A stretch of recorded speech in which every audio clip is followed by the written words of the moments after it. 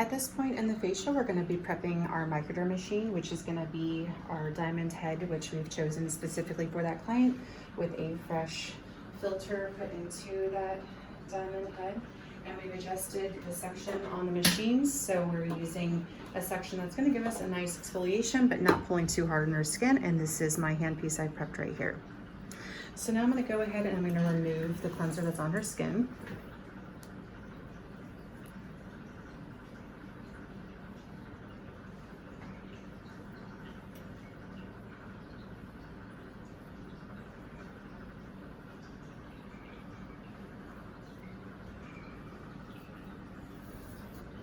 By doing the double fold of the towel, by now flipping it to the underside and bringing the towel up the same way we did the first time.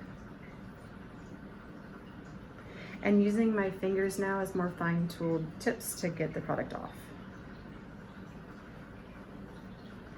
Then taking it mitt style to go underneath the jaw and across the chest.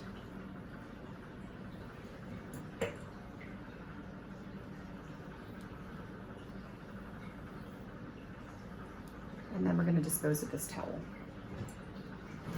Next, we're going to make sure her skin is dry by looking for extractions. If the client does need extractions, you're still going to put the 4x4s on your fingers and just lightly move around their skin. And this is going to be looking for extractions and also drying off their skin. I'm going to unhook her hair because I'm going to be taking the head from side to side in just a moment. It's very important that the skin is dry when you do the Microderm treatment because the tip of the tool doesn't want to slide against wet skin.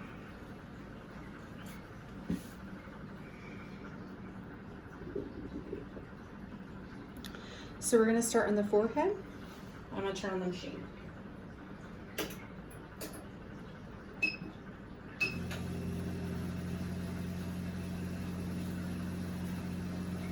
So with one hand pulling in the opposite direction of the way I'm going to glide on her skin, I'm going to put the tip on her skin and then go in the opposite direction. Now I can feel it's tugging a little bit, so this right away is going to tell me to decrease my section.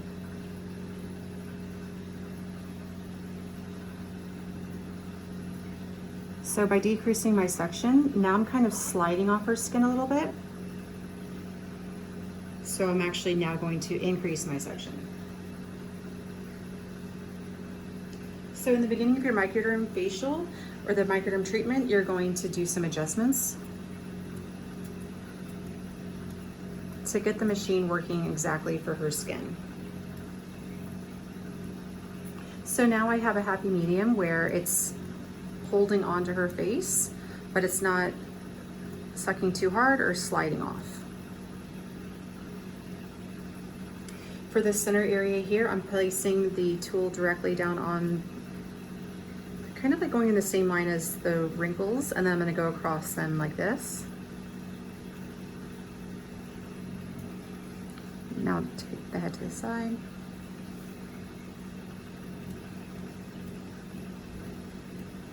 Going straight down the temple area and passing the eye area, so you can see that I'm going down to here. I'm not sure if you can see how this looks buffed out and this looks shiny over here. So I can actually see where I've left off. So I left off here. So now I'm going to keep going at that point and going down.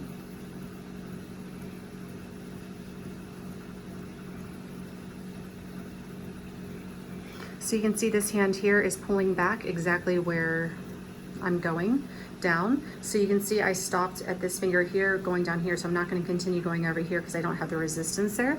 So now I'm going to pull back here to go where these two areas met, and I'm going to go inward.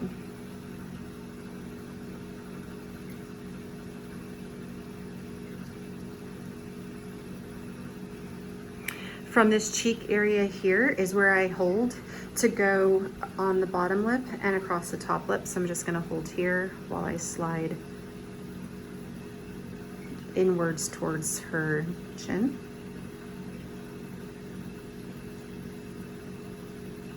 Sometimes you'll do these, rather than long strokes, you're going to place it down and do these short little buff-like strokes.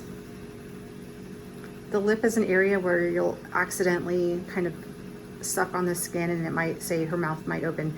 You don't want that to happen, but it does happen.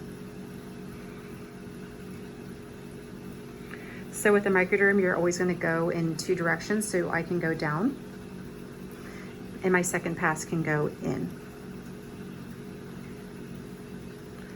So I went down and now I can maybe go this way. So adjust to any other different angle. And this is helping to knock off the dead skin cells. During my treatment, when I'm gonna go onto the other side of the face, I will take the head of my tool and I just brush it on my towel to remove any of those dead skin cells. And now we're gonna go ahead and do this side. So now that I'm done doing both sides with the larger tip, I'm gonna go ahead and switch out to my smaller tip by leaving the machine on and twisting on my smaller tip. So this is for around the eye area, around the nose area, on top of the nose, maybe on the lip lines. So I'm gonna take her head to the side again, and I'm gonna show you that. So by pulling back on the skin and keeping it very tight, I can do little strokes like this, or I can do where I keep the tip on directly on the skin and I'm just going back and forth with no downward pressure of the tool. But you can see how the tool wants to pick up that skin. So it's staying connected even without me pushing down. So when I push down, that would cause extra exfoliation that we don't want. So I'm just pulling the skin and I'm putting the tip on her face and letting the tip do the work by just zigzagging it back on the crow's feet area. From here, we can also do the nose by holding the tip of the nose or the bridge of the nose like this. And we're just going to do the same technique of this sliding on the skin and not really lifting it up. Working around the piercing here is not a problem. I can take it down onto the lip as well, holding the lip tight here and just going across the lip line.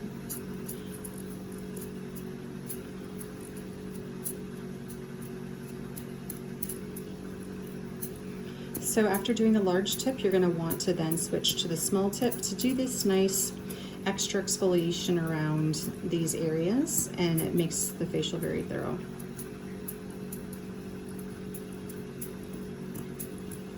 And next I'll go to the other side.